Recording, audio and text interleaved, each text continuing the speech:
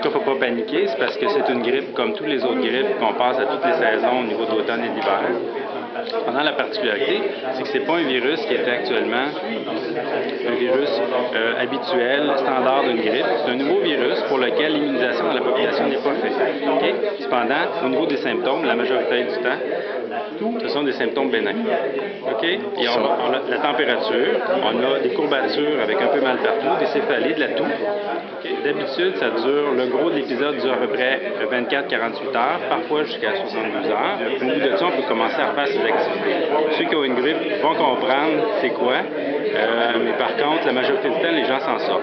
Il y a une catégorie, quelques catégories de personnes pour lesquelles c'est plus difficile, c'est ceux qui ont déjà des maladies cardiaques, pulmonaires, rénales, au niveau sanguin, puis les enfants aussi, et puis les femmes enceintes. Ces personnes-là devraient avoir la vaccination pour éviter d'attraper le virus, pour éviter de développer des complications. Alors, il y a un processus justement de développement d'anticorps dans la population, c'est le processus d'immunisation naturelle. Alors, les gens, quand ils ont la grippe, par contre, on leur demande de se protéger soi-même et de protéger les autres. Alors, on demande de rester à la maison, surtout les enfants à l'école. On leur a demandé, par exemple, de rester à la maison jusqu'à temps qu'il n'y ait plus de symptômes ou 7 jours. C'est la contagiosité qui dure 7 jours. On peut tousser encore un peu quelques jours à plus tard, là, mais la contagiosité dure 7 jours. C'est pour ça qu'on demande aux gens de rester à la maison 7 jours.